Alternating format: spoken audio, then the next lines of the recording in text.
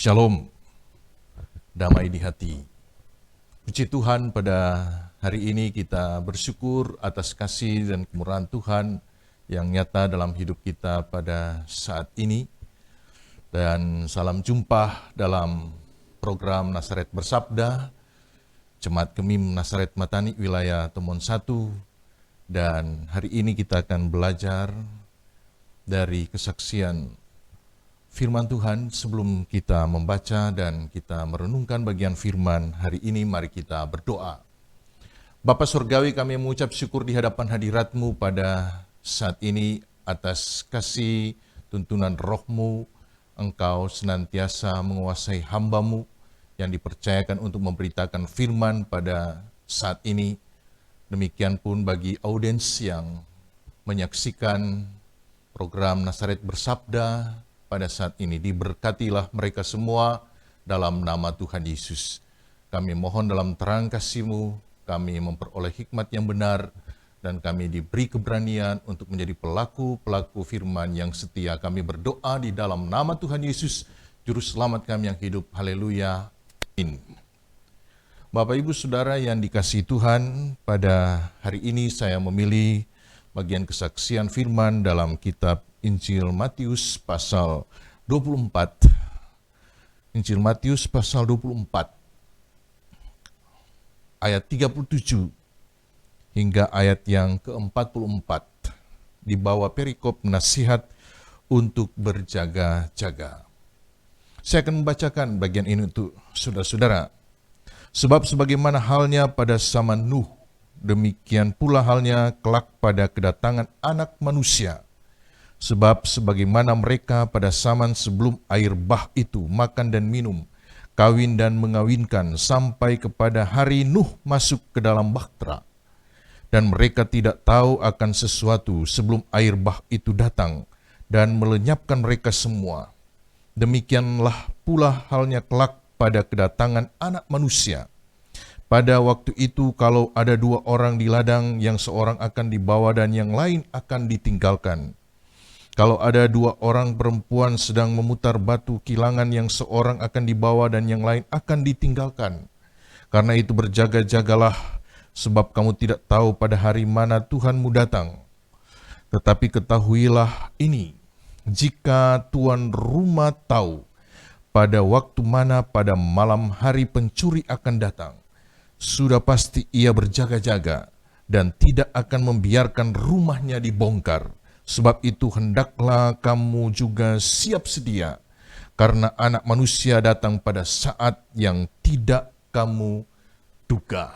Puji nama Tuhan. Saudara yang dikasihi dalam Tuhan Yesus, tentu bagian bacaan ini menjadi perenungan kita sepanjang segala masa dan abad, termasuk pada hari-hari ini. Saudara-saudara yang dikasihi Tuhan, pada prinsipnya ada 3 pemahaman saudara-saudara kita dan juga keyakinan banyak orang tentang kedatangan Tuhan kembali, yaitu pada saat goncangan besar yang akan terjadi. Karena itu ada yang disebut dengan orang meyakini bahwa Yesus akan datang pada masa pre-turbulensi, artinya sebelum masa goncangan besar, atau pada masa itu penganiayaan besar atau zaman antikris seringkali disampaikan demikian, atau juga pos setelah goncangan besar antikris datang kerajaan 1000 tahun dan seterusnya. Dari 3 pemahaman ini, kalau kita belajar tentang bagaimana kesaksian Alkitab ketika Tuhan membinasakan banyak sekali orang pada masa atau zaman Nuh. Saudara yang kita bisa pelajari pada kisah yang kemudian disampaikan oleh Yesus kembali dalam bagian Injil Matius pasal 24 ayat 37 hingga 44 ini.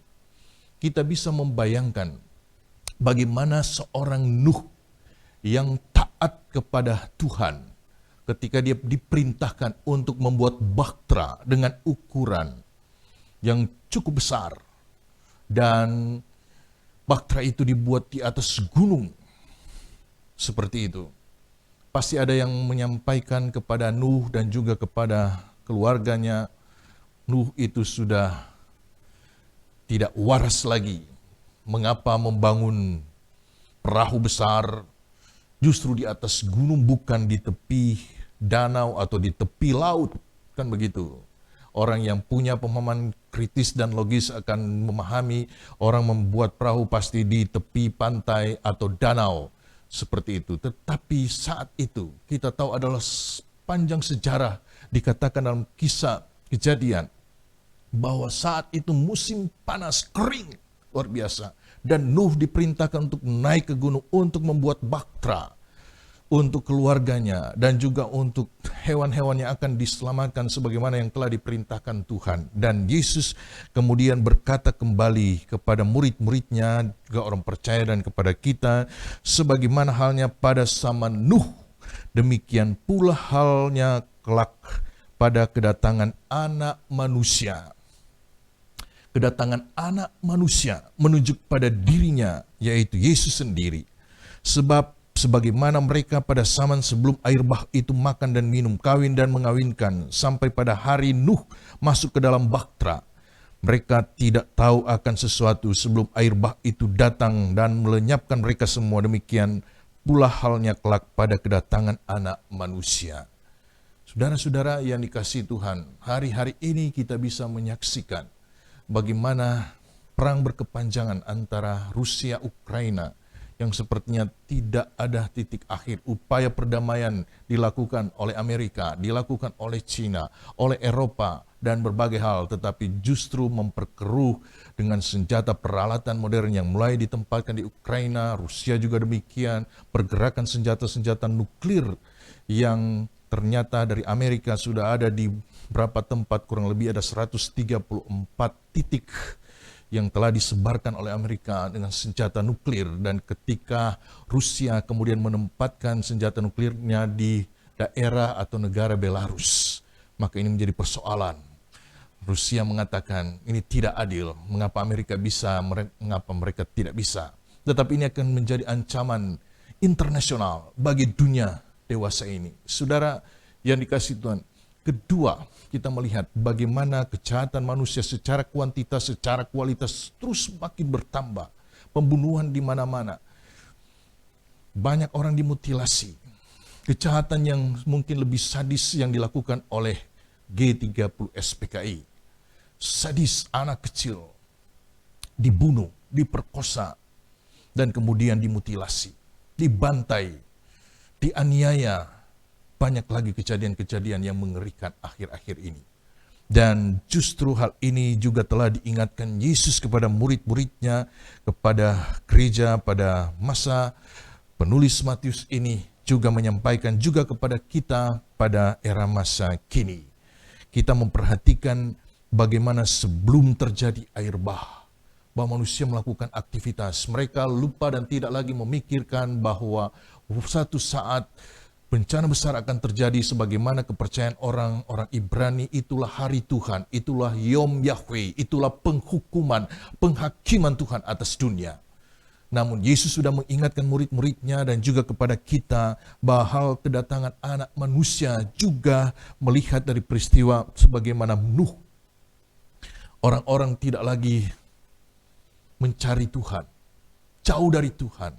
Mungkin dia kelihatan rajin bersekutu, rajin beribadah dalam rutinitas kegiatan-kegiatan rohani, tetapi perbuatan akhlak moralitas sangat luar biasa memprihatinkan dan justru seringkali menjadi pelaku-pelaku kejahatan. Tuhan tahu persis apa yang sedang terjadi atas dunia ini. Ini sebagai bentuk penggenapan atas nubuat yang telah disampaikan Yesus baik kepada murid-muridnya dan juga kepada kita pada zaman ini.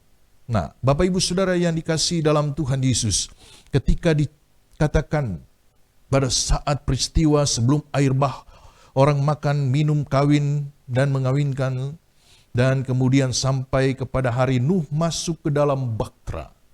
Buat persiapan bagi gereja Tuhan, yang dipersiapkan Tuhan untuk menyambut kedatangan mempelai. Yang ditunggu-tunggu, zaman di mana kita hidup sekarang. kita sedang menantikan kedatangan Kristus kedua kali. Karena itu saudara yang dikasihi Tuhan, sangat penting di sini kita juga memperhatikan bagaimana dunia sekarang berubah luar biasa. Baru-baru disampaikan, diinformasikan di Jepang, di Korea, Amerika, terjadi krisis keluarga karena orang tidak lagi mau menikah. Kalaupun mau menikah, mereka lebih memilih pasangan hidupnya antara laki-laki dengan laki-laki, perempuan dengan perempuan, LGBT. Jadi luar biasa terjadi. Dan jadi putusnya keturunan hidup manusia. Jepang banyak sekolah-sekolah yang kemudian sekarang ini ditutup karena tidak ada lagi anak-anak yang bisa masuk dalam pendidikan, baik mulai dari playgroup, kalau kita di sini mulai SD, SMP, SMA, dan seterusnya. Ini juga memicu keprihatinan besar bagi dunia.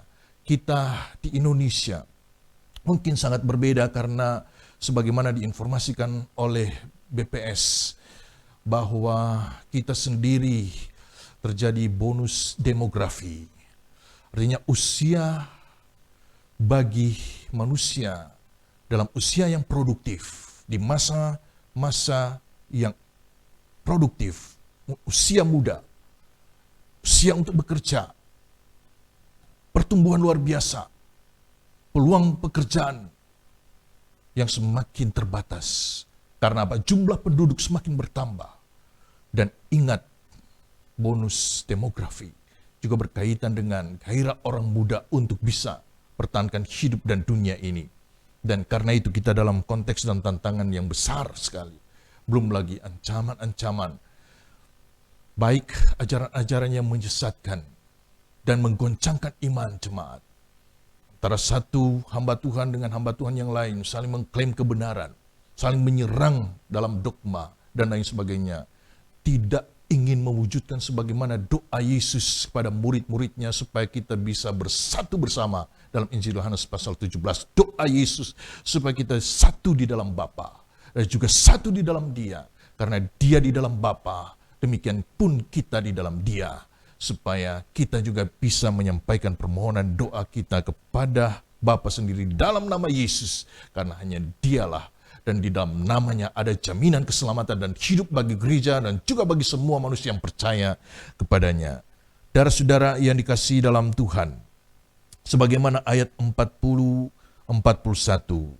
itu Yesus menggambarkan pada waktu itu, kalau ada 2 orang di ladang, seorang akan dibawa, yang lain ditinggalkan. Kalau ada 2 orang perempuan sedang memutar batu kilang, yang seorang akan dibawa dan yang ditinggalkan. Itu mengingatkan kita tentang saat ini banyak orang menyampaikan satu peristiwa tentang apa? Rapture, pengangkatan.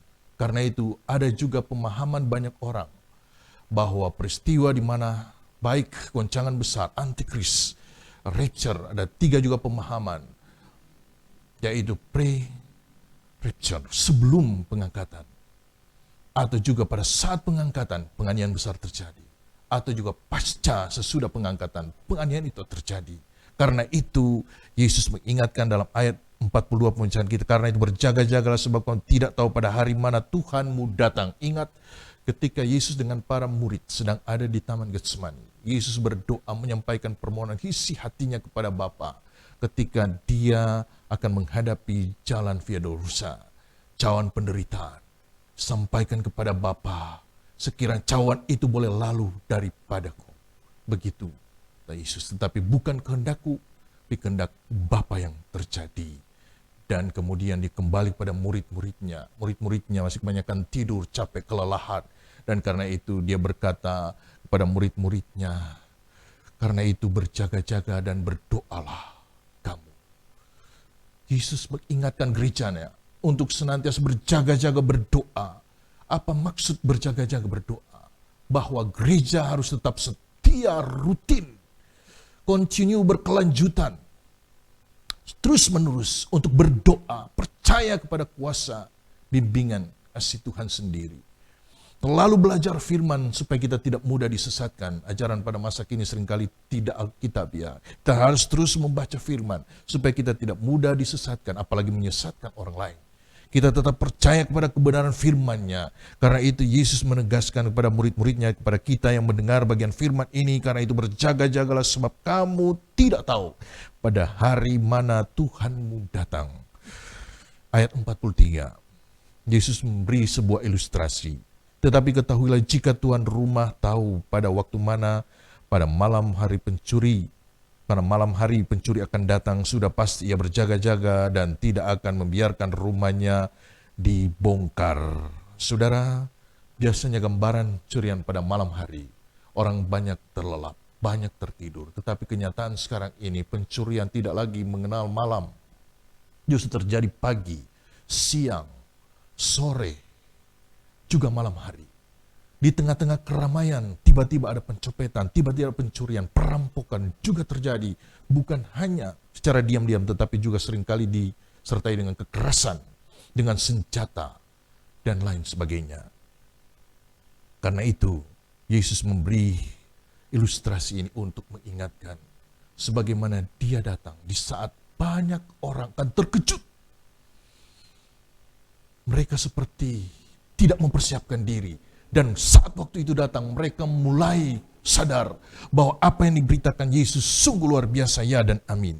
Ayat 44, sebab itu hendaklah kamu juga siap sedia, karena anak manusia datang pada saat yang tidak kamu duga. Siap sedia, berjaga-jaga, siap sedia, berjaga-jaga dalam doa, setia belajar firman, menguasai diri, hidup bersama, menanti, dalam hidup kekudusan tentu. Hanya berdoa, belajar firman, tetapi perbuatan kita sangat tercela. Harus juga mengoreksi perbuatan hidup kita. Sikap mengampuni sebagaimana Yesus sampaikan. Karena itu ketika Dia berkata pada murid-muridnya, kalau ingin ikutnya, pertama harus sangkal diri. Pikul salib. Sangkal diri bukan hanya dari kesombongan, tetapi juga melepaskan pengampunan. Pikul salib berarti kita harus merintis sebagaimana Yesus yang bisa melalui jalan Via Dolorosa. Masalah apapun, penyakit apapun, kondisi apapun, kita tidak harus mudah menyerah. Kita harus tetap kuat di dalam Dia. Karena itu dikatakan Yesus, hendaklah kamu juga siap sedia, mempersiapkan diri sepenuhnya, siuman terus, sadar Tuhan senantiasa memberikan kemampuan bagi gerejanya. Nah itu saudara, tentu kita sendiri di akhir zaman ini, dengan berbagai gejala terjadi sebagaimana penggenapan nubuat Yesus atas firman-Nya, yang sementara ini juga ingin diyakinkan kepada banyak orang bahwa firman-Nya tidak pernah usang, akan terus digenapi menurut cara dan waktu Tuhan. Dia akan datang, pasti akan datang, pasti akan datang. Karena itu kita diingatkan, berjaga-jaga, berdoa, siap sedia, senantiasa. Kita juga boleh terus bekerja, beraktivitas seperti biasa, tetapi juga menjaga kekudusan hidup kita.